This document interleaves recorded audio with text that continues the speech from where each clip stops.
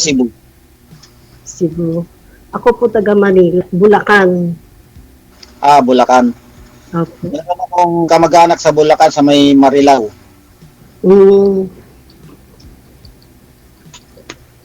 May anak na po kayo? Oo, 3. Pares tayo, 3 din ang anak ko. Panganay ko babae. May asawa na lahat yung anak ko. Lahat, sa akin din, lahat meron na. Yung bunso ko, 32 years old na. Bunso ko 32. Yung bunso ko 40. Uy.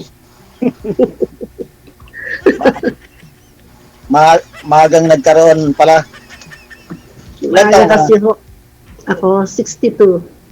62? Yes. Ikaw, ilang taong ka na? 58. Matanda pala ako sa'yo. Ano ka, balo? Hiwalay? Oo. Byuda. Ilan taon 2 na? years ago. 2 years ago. Ikaw, 10 years ago na. byudo.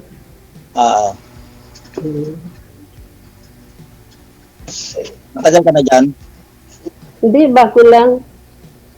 Yung September lang ako dito. Sa pamangkin ko, din ako nag-ano. Sinasamahan ko lang sa bahay kasi yung anak niya. Kayo, ano po ang pinagkakabalahan niyo dyan? Patambay-tambay. Wow, buti pa kayo, patambay-tambay lang. Hindi, ano ako, construction ako. Sa construction. Oo. Ano na ngayon, nangungontrata na lang ako. Pakonti-konti. Dati akong leadman. Okay. Then, nung pandemic, nag-resign ako. Sa kayo sa Cavite? Sa Binakayan, Kawit, Cavite. Okay. Kami sa Bulacan. Matagal na kayo dito? Ako bago pa lang kasi natutuwa akong makikinig kay DJ Girl. Nakakatuwang manood Ay sabi ko, try ko din. Bale, nagbakasyon lang po ba kayo dyan sa Thailand, madam? Parang bakasyon pero nag-work din doon sa pamangkin ko dahil yung anak niya, ako nagbabantay. Pero next year pa ang uwi ko. Bali, kulang 1 year din ako rito mag-stay. Maigi pa ikaw, bakasyon lang. Hindi, nag-work din. Kaya lang, sa pamangkin ko. Ako, bakasyon din ako nandito ako sa Palawan. Layo yan Sana all. Hindi, yung yung sa next month, balik ulit ako Cavite. Then, balik ulit dito. Ba't hindi kayo nakapag-asawa agad? Matagal na pala kayong byuda. Byudo. Walang mahanap Wow. Walang mahanap. Walang napatol kasi construction boy lang Okay lang yun, basta may work. Mas mahirap yung wala kang trabaho, di ba? Oo. Hindi, sa ngayon, wala na akong trabaho kung hindi, sulpot-sulpot na lang. Hindi na ako tumulong masyado. Kasi wala naman akong binubuhay Ako rin wala na, sarili ko na lang yung mga asawa na yung mga anak ko lahat Oo. Ilang taon po bunso mo, sir? 32. Ah, 1991. yung mga apo mo, marami-rami na rin, no? Ako, 7 na apo ko. Labang ako ng isang. Walo ka. Magsasyam na kasi ang panganay ko, 4 ang anak. Yung pangalawa ko, 2 panganay niya. Tapos tong bunso ko, magtatatlo na. Dalawa ngayong panganay. November. Dalawa panganay niyo, sir? Ah, Dalawa pa nga din. Pinalo ako eh. Ako, isa lang panganay ko. sa kanya, Ako dalawa. may apo na ako sa, yung apo ko may asawa na, yung panganay. Kaya may apo na rin ako sa tuhod, ika nga. Ako, ang panganay kong apo, ano pa lang eh, grade 10. 25 na yata yung apo ko, 23. Parang gano'n ang edad. Sa akin, bata pa. Ano pa, grade 10 pa lang. O, anong, pur- Aga kasi ako nag-asawa eh. 15, nag-asawa ako. Ayun. anong purpose niyo po, ma'am? Sumali ho kayo dito kasi nasa abroad naman po kayo ngayon. Ha? Anong purpose po ninyo? Ba't sumali ho kayo dito? Kasi nasa abroad naman po kayo ngayon. 62 years old, ano po, no? Sabagay, Opo. gala-gala na lang ah. Ano lang, hanap ng kaibigan, tapos natutuwa kasi ako manood sa iyo eh. Gusto niya, napupuyat ako. Natutuwa pala siya, sir. Okay. Ikaw, sir, anong purpose niyo sumali, sir? Ay, naghahanap. Kaibigan din. Ang makakasama sa buhay. Ayun, no? Mm. Kung po pwede. Sino? Kung magkakasundo, kahit sino. Oh, tama yun, no? Nasa pag-uusap yun eh, no? Nasa pag-uusap naman yan eh. Oo. May nakagusto nga sa'yo, sir, eh. Pero bading, sir, okay lang. Importante, nagkanumaan daw kayo. Baka naman bugbugin ako ng anak ko. Puro mga barako yung Bading. ang lalaki ng katawan ng anak ko, lalo na sa Korea, ang laki ng katawan nun. Ayan na yun. Importante, nagkakaintindihan kayo.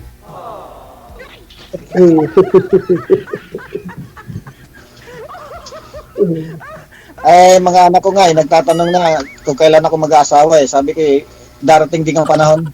So ano, hanap mo sa isang babae, sir? Kasi nagkakaintindihan, tapos ano pa? Basta yung hindi namimili ng katayuan sa buhay. Oo. Tama yun. Tapos?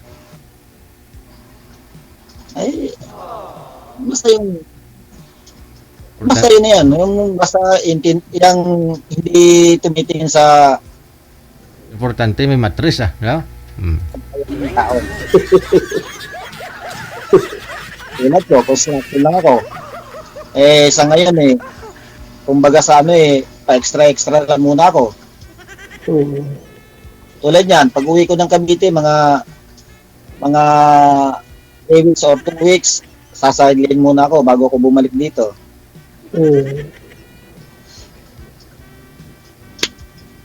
Hindi na ako ng arawan na ako, puro pakyaw na ako.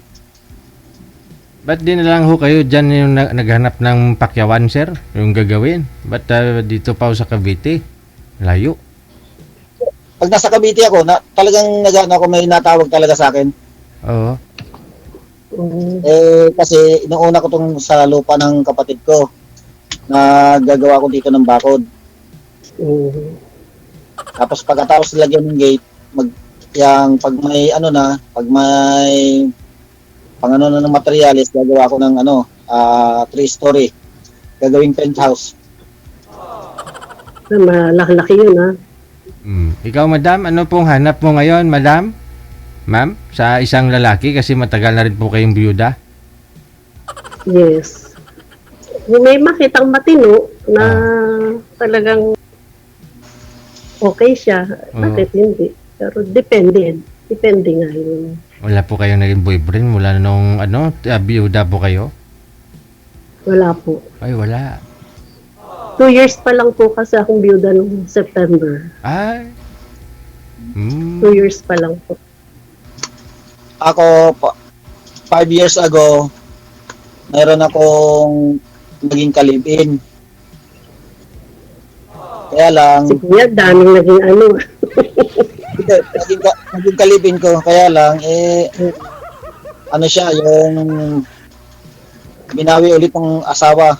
Wala naman akong magawa dahil kasal sila. Oo. Talo ka ron. Talo ako. Ay na, ganon. Kasi, kaya hiniwalayan niya yung asawa niya kasi, binubugbog siya. Oh. Oo.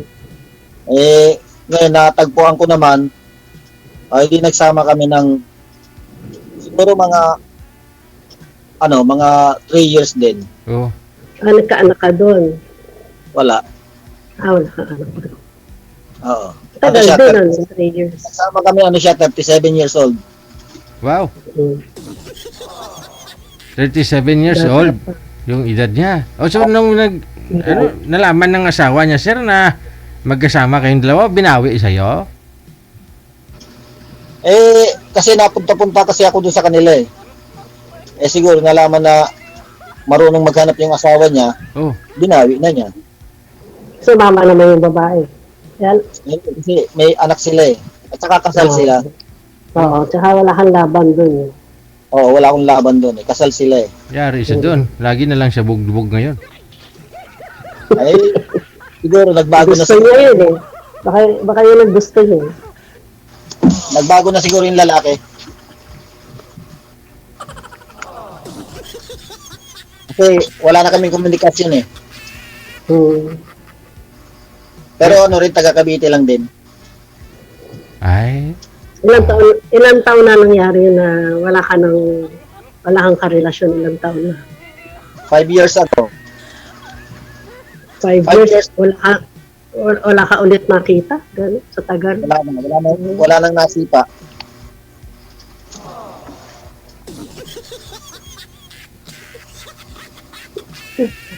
Kaano pala rito, nakakapalamig ng kamay. Di po ba naka-join ka na dito dati, sir? Kasi hindi pa ako marunong ng imo paturo lang ako sa apo ng kapatid ko kung Oh. paano pag ng imo. So meaning first time po ninyo ito ngayon? First. Kasi yung The first time lang. lang ako yung namimili ako ng mga nagko-comment. May nakilala rin ako na Lynn Garcia Diyan sa, sa comment. sa comment section? Oh. Oo. Oh, so tapos? Nasaan na? Wala, ko lang. Niligawan? Naka-chat ko lang din. Hindi naging kayo, sir? Hindi pa eh. Hindi pa isa din, okay pa sila siya, ngayon. 50 years old.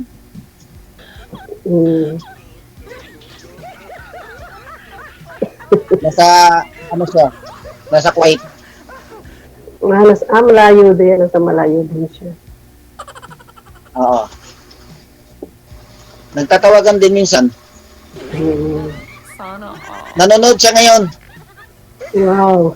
Baka magalit sa'yo. Hindi pa naman kami lang yun. Kumbaga sa kaibigan. Kasi naghahanap rin ako ng mga katawagan, mga kaibigan. Ako Kasi din. Para malibang din. Diba? Nakakalibang din kasi yung may kausap ka. Oo, malay mo kung magkaintindihan. Yan naman nasa pag-uusap lang naman. Malay mo kung tayo magkaintindihan. Wow. Di ba, Tignan natin. Sir DJ Tama, husto. Malay natin kung magkaintindihan. Meron ka pa nililigawan na isa eh. Ano naman yon, yung kumbaga sa kakaibigan, hindi naman yung ligaw talaga. Kung sino lang siguro mauna sa inyo, mami? O, kamukha nanonood siya, baka magalit sa'yo. Hindi. Kaya kung type mo si sir, wag mo nang patagalin, sagutin mo na kagad para di mapunta doon sa kausap niya. Tama Wow! naman. Ano yun? Parang kidlat. Sana all. Oo naman, patagalin pa po ba? Nasa tama na ho kayong edad. Abay, kayo na po bahala sa mga sarili ninyo mga anak. Magdesisyon na kayo. Nasa pag-uusap naman yun. Baga nasa pag-uusap.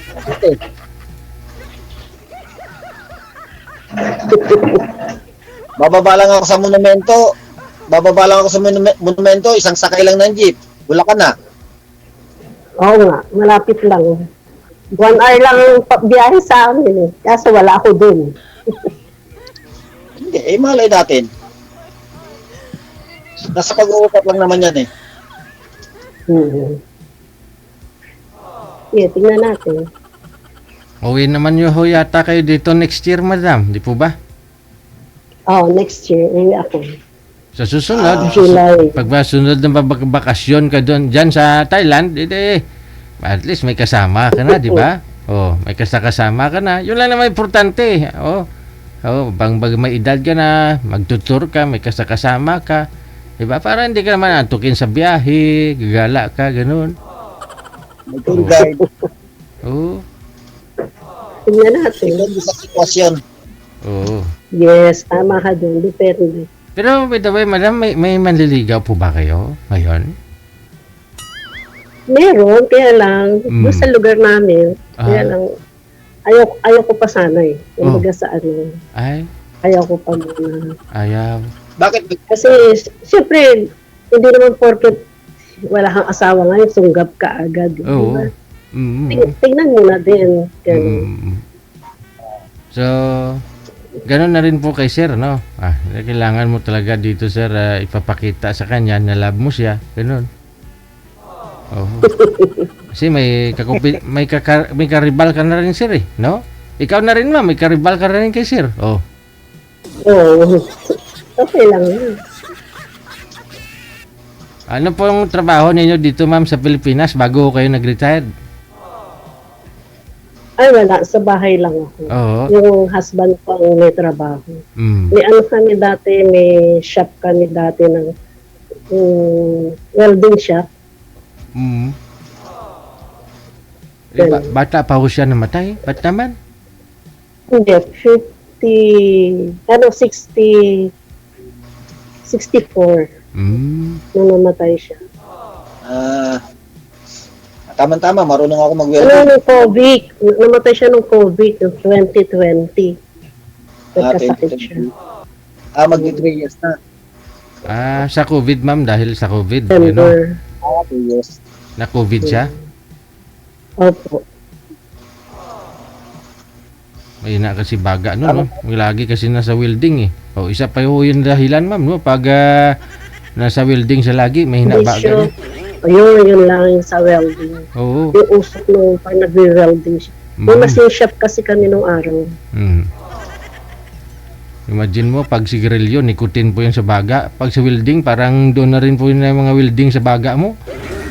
Oo. So, ayun. Mabait yun eh. Walang bisyo, walang ano. Mm. Eh baka mamaya makatagpo ako nung bubugbugin ako. Baka Hindi. mahirap. Oo. Siyempre, sisiguraduhin mo muna, di ba? Mm. Magkilala muna kayo, gano'n. Ako na maalam yung asawa ko, nipitik sa tenga, hindi ko nagawa. Tama lang yun. Kasi yung husband ko mabait. Kaya lang, may bisyo ako. Naninigarilyo ako. Siya wala. Pagkain ng bisyo nun, gusto kumain. Ako yun lang ano ko, pero hindi naman yung talagang sabihin mong inom kung hindi pag may Oo. okasyon. Oo.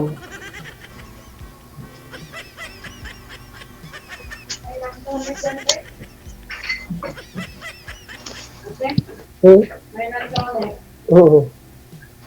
Nandito lang ako sa barracks ko eh. Nagtayo kasi ako dito ng barracks. Oo. Kasi wala pang totaling bahay tong lupa. Lote pa lang siya. Ano pa lang. Nagagawa ng swimming pool, tapos 3-story, tapos tong Oo. isang gagawing story.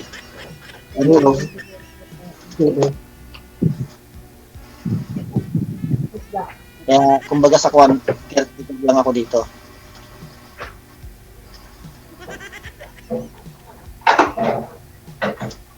Lalamig yung kamay ko. O so paano na? No? Sige. Connected na kayo sa isa't Apo. isa. O nilalamig. Sige po. Nilalamig ka na madam eh. Pwede mo Ganito pala rito, para nasa hot seat. inutin yan eh. Nasa hot seat pero nilalamig, no?